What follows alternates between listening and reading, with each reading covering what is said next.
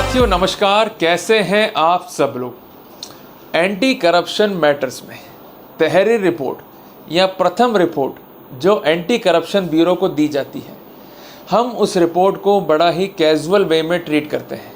साथियों, दिक्कत ये नहीं है कि रिपोर्ट को क्या करना है या क्या नहीं करना है। दिक्कत ये है कि जिस डॉक्यूमेंट को आप कैजुअल समझ रहे हैं, असल में आपकी जीत का 90% पार्ट वो डॉक्यूमेंट इटसेल्फ तय कर देता है, क्योंकि ये वही डॉक्यूमेंट है जिसके आधार पर एंटी करप्शन कार्रवाई कर रही है, जिसके आधार पर एंटी करप्शन आपको ट्रैप कर रही है और ये कह रही है कि आपने एंटी करप्शन तहत के तहत वॉयलेशंस किए हैं, आपने रिश्वत की मांग की है, आपने रिश्वत को प्राप्त किया है।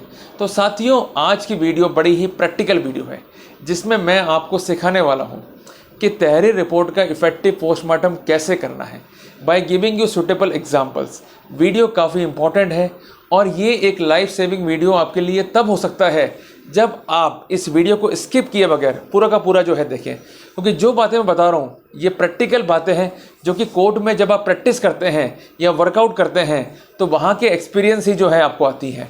तो मैंने अपना पूरा एक्सपीरियंस आज की वीडियो में रिगार्डिंग तहरीर रिपोर्ट जो है शेयर किया है। साथियों, वीडियो काफ़ी महत्वपूर्ण है। शुरू करते हैं हम आज का टॉपिक। साथियों, जैसा कि मैंने आपको कहा है कि एंटी करप्शन में जो तहरीर रिपोर्ट दी जाती है उस पर्सपेक्टिव में हम कॉमनली क्या गलतियां करते हैं, हम ऐसी क्या बातें हैं उनको आइडेंटिफाई नहीं कर पाते हैं जिसका फ़ायदा अल्टीमेटली प्रोसिक्यूशन को मिलता है और हमारा केस अच्छा होते हुए भी हम केस को हार जाते हैं।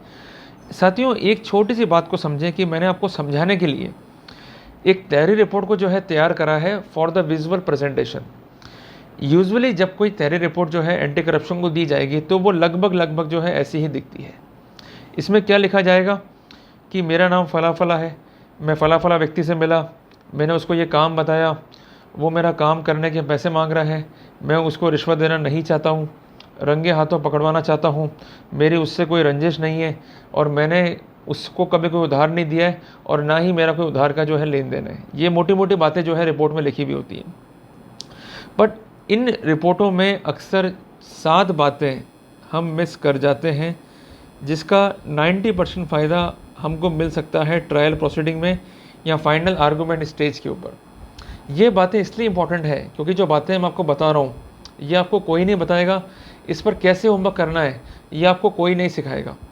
मेरा काम क्या है कि आपको लीगली और फैक्चुअली जो है अपडेट करना, ताकि आप अपना केस खुद अपने स्तर पर जो है लड़ सकें बगैर किसी डर और दबाव के।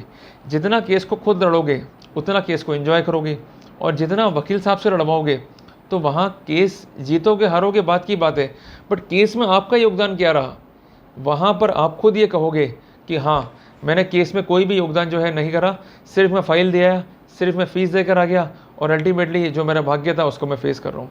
साथियों, जब भी हम जीतते हैं हारते हैं तो हमारा भाग्य हमारे कर्म ही तय करते हैं। अब आपका एग्ज़ाम होता है, आपको कितना ही अच्छा जो है मास्टर जी पढ़ा दें, पर जब तक आप खुद मेहनत नहीं करोगे तो आप एक अच्छा रिजल्ट जो है ऑब्टेन नहीं कर सकते हो। साथियों, तहरीर रिपोर्ट को जो है हम बांटेंगे 7 हिस्सों में। सबसे पहला हिस्सा कि जहाँ पर वो किसी अथॉरिटी का नाम जो है इंडिकेट कर रहा है। हिस्सा नंबर 2 कि जहाँ पर वो रिश्वत वाली बात जो है कह रहा है। हिस्सा नंबर 3 जहाँ वो स्वयं के बारे में कोई डिस्क्रिप्शन जो है लिख रहा है और अपने काम के बारे में जो है बता रहा है। हिस्सा नंबर 4 वो जिस व्यक्ति से मिला और जो रिश्वत मांग रहा है उसके बारे में इंडिकेट कर रहा है। हिस्सा नंबर 5 ये पैसों की जो है बात हो रही है और इसके साथ साथ परेशानी की बात भी जो है यहाँ पर की जा रही है। हिस्सा नंबर 6 कोई पेंडेंसी या कोई रंजिश वाली बात जो है वो की जा रही है और हिस्सा नंबर 7 कोई कार्रवाई की जो है मांग यहाँ पर की जा रही है। एक बात आप समझ लें कि हम आज पढ़े लिखे हैं, सरकारी कर्मचारी हैं, हमको यह तक नहीं पता कि हमारे पड़ोस में क्या हो रहा है। वहीं पर परिवादी को ये सब कुछ पता है कि आपका ट्रैप जो है कहाँ पर होना है, एंटी करप्शन ब्यूरो जो है कहाँ पर है और वो क्या क्या कार्रवाई जो है वो कर सकती है।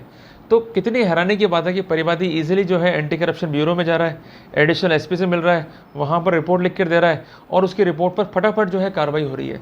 अब एक समस्या या एक स्थिति निकल के आती है कि आप यदि पुलिस के पास जाते हैं तो क्या आम आदमी की सुनवाई जो है इतनी ईजिली या इतनी जल्दी जो है हो जाती है?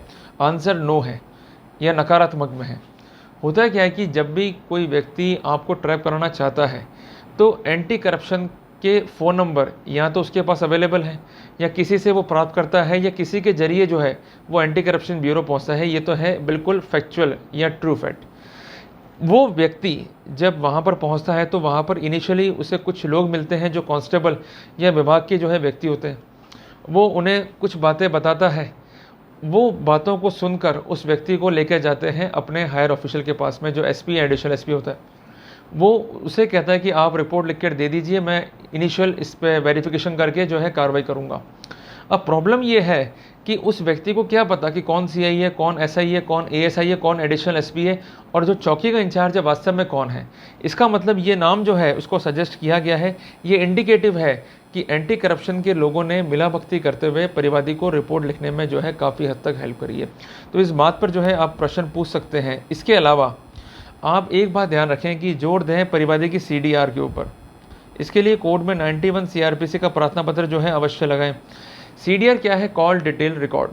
एक्चुअली इसमें क्या होता है, कई बार फ़ोन की लोकेशन तक भी आ जाती है। इसकी मांग भी जो है कोर्ट से आपको करनी है, जिसका फ़ायदा क्या होगा कि जिस टाइम परिवादी ये कहता है कि मैं एडिशनल एसपी से मिला, तो इस बात की पॉसिबिलिटी होगी कि एडिशनल एसपी जो है वहाँ मौजूद नहीं हो, इवन परिवादी उस समय पे जो है नहीं गया हो और बाद में रोजनामचे को या प्रोसीडिंग्स को जो है मैनिपुलेट किया हो, तो इसका फ़ायदा जो है अल्टीमेटली अक्यूज को जो है मिल जाना है।